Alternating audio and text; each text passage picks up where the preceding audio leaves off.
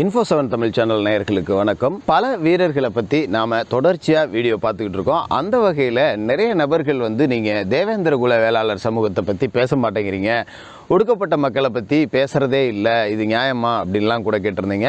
நமக்கு சாதி பிரிவினை பாகுபாடு அப்படிலாம் கிடையாது. நான் ஏற்கனவே சொன்ன மாதிரி ரெண்டு ஜாதி தான், ஒன்று இருக்கப்பட்ட ஜாதி, இன்னொன்று இல்லாதப்பட்ட ஜாதி. பர்டிகுலராக எதுக்கு இந்த விஷயத்தை இந்த வீடியோவில் நான் சொல்கிறேன் அப்படின்னாக்க, இருக்கப்பட்ட ஜாதிகள் சேர்ந்து இல்லாதப்பட்டவர்களை எவ்வளவு சித்திரவதைக்கு ஆளாக்குச்சு அப்படிங்கிறதுக்கு இந்த வீடியோ ஒரு உதாரணமாக இருக்கும். அதுக்காகத்தான் இந்த வீடியோவை நான் வெளியிடுறேன். இந்த வீடியோவில் நாம் பார்க்க போகிற நபர் அப்படிங்கிறது ரியல் அசுரன். சில ஆண்டுகளுக்கு முன்னாடி நடிகர் தனுஷ் நடிப்புல அசுரன் அப்படின்னு ஒரு திரைப்படம் வெளியாச்சு. கீழவெண்மணி படுகொலைகளை மையமாக வச்சு தான் இந்த சம்பவம் நடந்துச்சு.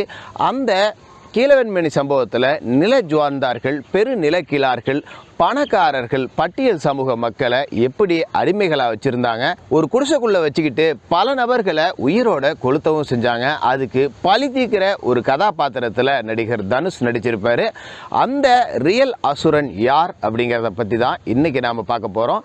இந்த ரியல் அசுரன் அப்படிங்கிறவர் தேவேந்திர குல வேளாளர் சமூகத்தை சேர்ந்த அமல்ராஜ் தேவேந்திரர் தான். அவரை பற்றி தான் இன்றைக்கி நாம் பார்க்க போகிறோம்.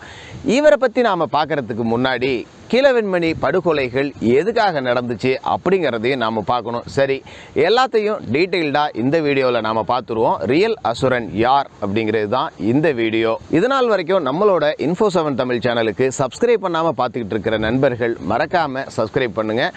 தொடர்ந்து எங்களோட வீடியோக்கள் உங்களை தேடி வந்துக்கிட்டே இருக்கும்.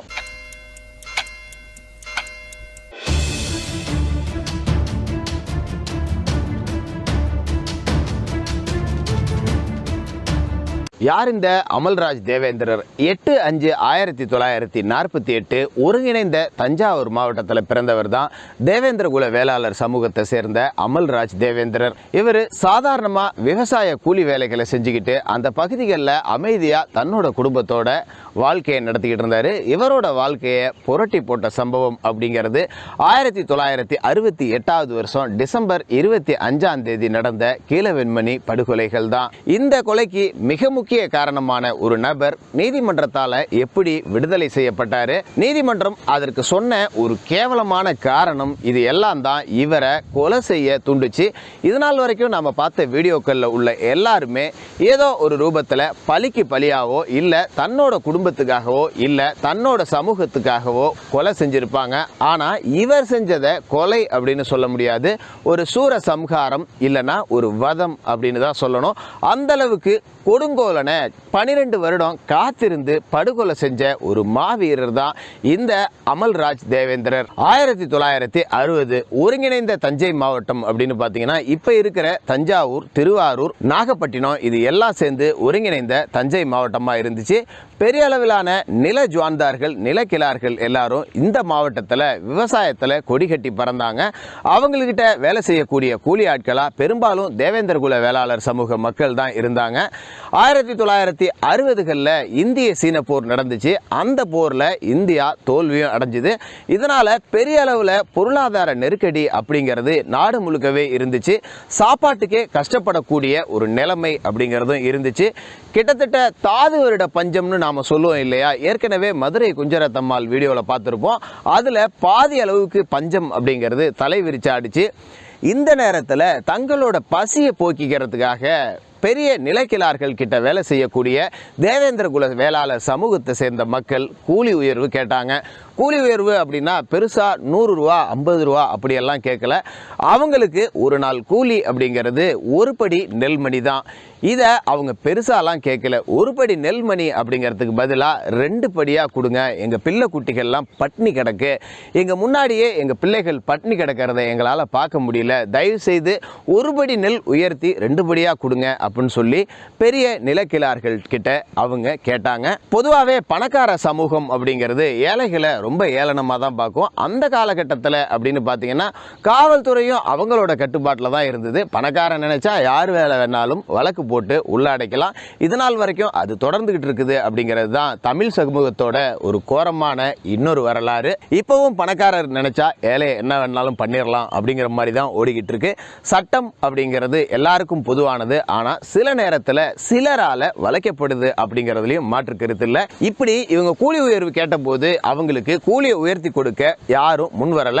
இதனால 2 பேர் அவங்களுக்கு எதிராக போராட்டத்தை தொடங்கினாங்க. அவங்க 2 பேரையும் கோபால்சாமி நாயுடு அப்படிங்கிற ஒரு நிலக்கிழார் கட்டி வச்சு சாணிப்பால வாயில கரைச்சி ஊத்தி சாட்டையாலேயே அடிச்சிருக்காரு. இது பெரிய அளவுல பிரச்சனை ஆயிடுச்சு. இதனால கூலி வேலையை பார்த்துக்கிட்டு இருந்த தேவேந்திர குல வேளாளர் சமூக மக்கள் எல்லாம் சேர்ந்து எதிர்த்து போராட ஆரம்பிச்சாங்க. கூலி உயர்வு கேட்டு நடத்தப்பட்ட ஒரு மிகப்பெரிய போராட்டமாகவும் அது இருந்துச்சு. அது மட்டும் இல்லாம கம்யூனிச இயக்கங்கள் இவங்களுக்கு ஆதரவாக களத்தில் இறங்குச்சு. அந்த காலகட்டத்திலாம் கம்யூனிஸ்டுகள் அப்படின்னு பார்த்தீங்கன்னா இல்லாதவர்களுக்காகவும் ஏழைகளுக்காகவும் கூலி தொழிலாளர்களுக்காகவும் போராடக்கூடிய ஒரு உண்மையான அமைப்பாக இருந்தது. இன்னைக்கெல்லாம் கம்யூனிச இயக்கங்கள் அப்படிங்கிறது அவங்க சார்ந்த கூட்டணி செய்கிறது உண்மை, எதிர்தரப்பினர் செய்கிறது பொய் அப்படிங்கிற நிலைப்பாட்டுக்கு போயிட்டாங்க. அதையெல்லாம் நாம் பேசினா அரசியலுக்குள்ளே போடுற மாதிரி ஆகிடும். ஒரு காலகட்டத்தில் கம்யூனிஸ்டுகள் அப்படிங்கிறவங்க ஏழை எளிய மக்களுக்காக பாடுபடக்கூடிய ஒரு இயக்கத்தை சேர்ந்தவங்களாக தான் இருந்தாங்க.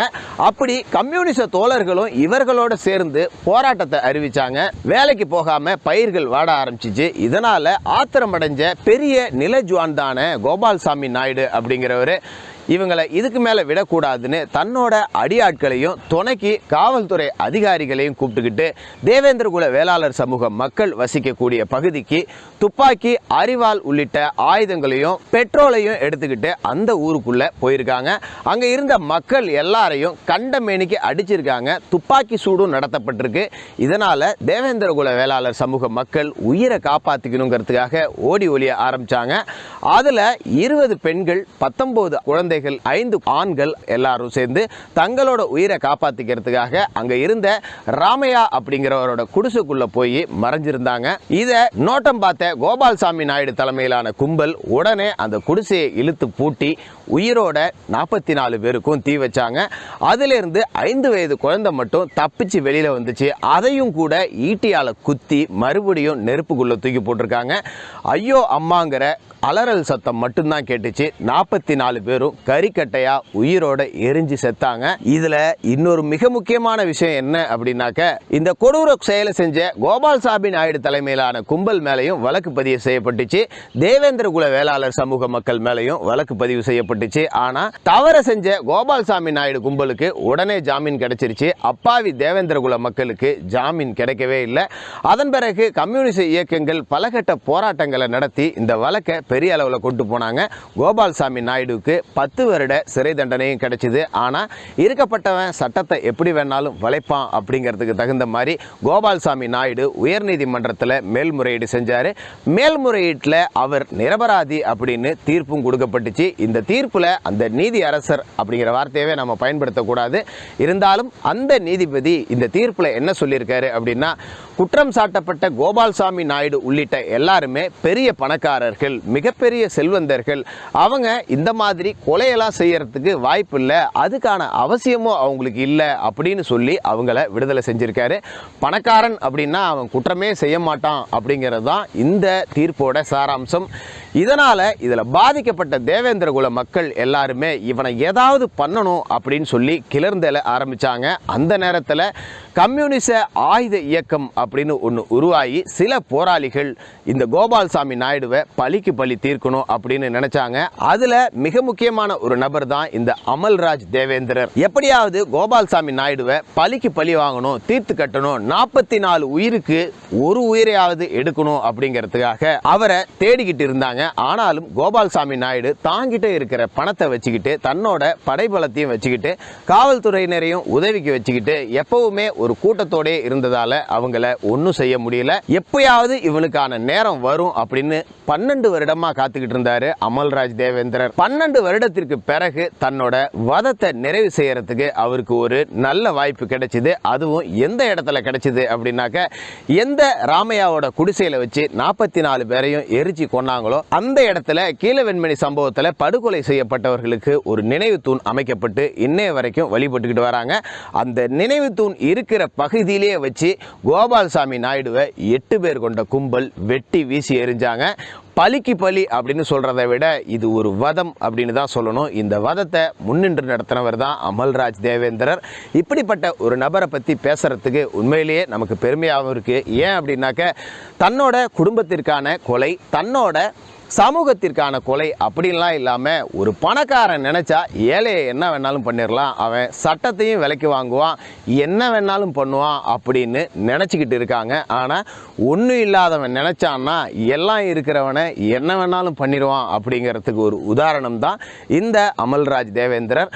பொதுவாகவே கத்தி எடுத்தவனுக்கு கத்தியால் சாவு அப்படின்னு சொல்லுவாங்க. ஆனால் ஏற்கனவே நாம் பார்த்த கொம்பன் கோனார் வரலாறுலையும் அவர் இயற்கை மரணம் தான் அடைஞ்சார். இவர் கத்தியை தர்மத்துக்காகத்தான் எடுத்தார் அப்படிங்கிறதால இவரோட மரணம் அப்படிங்கிறது நிச்சயமாக கத்தியாலேயே நிகழ்த்தப்படலை. கோபாலசாமி நாயுடு கொலை வழக்கில் சிறையில் இருந்தாலும் கூட அதன் பிறகு குற்றம் நிரூபிக்கப்படாமல் வெளியில் வந்தார். 1968 டிசம்பர் 25 அன்னைக்கு நடத்தப்பட்ட கீழவெண்மணி கோர படுகொலைக்கு பலிக்கு பலி தீர்த்த ஒரு அற்புதமான மனிதரான அமல்ராஜ் தேவேந்திரர் 2019 வருடம் உடல்நல குறைவால காணமானார். இப்படி ஒரு மனிதரை பற்றி பேசுறதுக்கு உண்மையிலேயே பெருமையாக இருக்கு. இருக்கப்பட்டவன் நினைச்சா இல்லாதவனை என்ன வேணாலும் பண்ணிடலாம் அப்படிங்கிற மனநிலை அப்படிங்கிறது இந்த அமல்ராஜ் தேவேந்திரர் வதம் செஞ்ச பிறகு கொஞ்சம் மாறவும் ஆரம்பிச்சுது.